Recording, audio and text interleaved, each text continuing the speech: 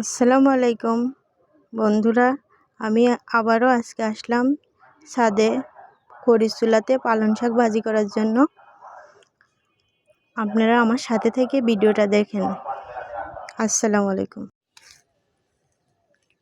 দেখেন আমি চুলাটা ধরিয়ে দিয়েছি, এখন আমি শাকটা সেদ্ধ করব।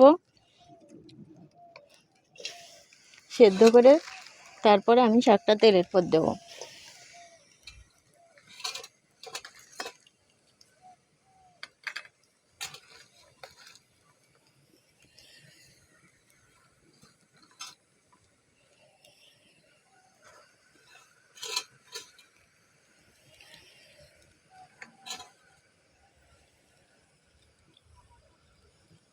এখন আমি পেঁয়াজ, রসুন, মরিচ কুচি দিয়ে দেব।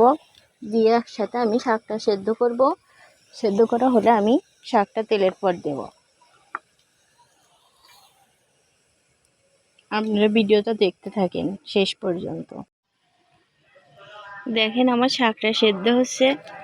আমি মাঝে মধ্যে খড়ি চুলাতে রান্না করতে আসি। জানেন তো, সংসার মানেই রান্না, শ্বশুর বাড়ি মানে রান্না করা, রান্না করে খেতে হয়। তাই আপনারা শেষ পর্যন্ত ভিডিওটা দেখার জন্য আমার সাথেই থাকুন।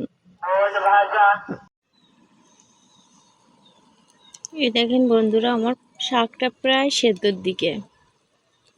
আমি কিছুক্ষণ পরেই শাকটা তেলের পর দেব।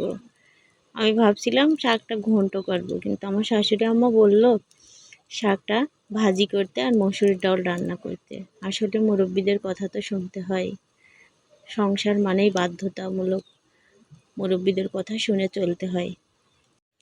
অনেকগুলো শাক সিদ্ধ করতে দিলাম, কিন্তু শাক শুকিয়ে একটুখানি হয়ে গেলাম।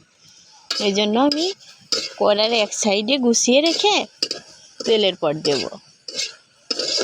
আর অল্প একটু শাক তো, কড়াইটা অনেক বড়, তাই আমি গুছিয়ে রেখে পানিটা একটু শুকিয়ে গেলে তেলের পর দেব। আপনারা শেষ পর্যন্ত আমার সাথে থাকুন আর আমার চ্যানেলটাকে সাবস্ক্রাইব করে নেবেন। আমার ভিডিওটা ভালো লাগলে দেখবেন, আপনাদের অনুরোধ থাকলো। এই দেখেন বন্ধুরা, আমি এখন একটু পরিমাণ মতো তেল ঢেলে দেব।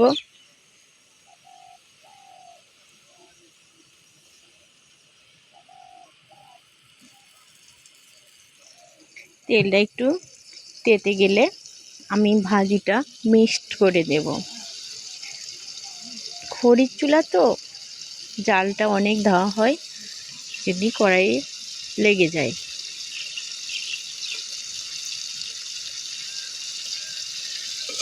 এই দেখেন আমি এখন শাকটা তেলের সাথে মিক্সড করে দেব। কিছুক্ষণ নাড়াচাড়া করার পরে আমি ঢেলে নেব।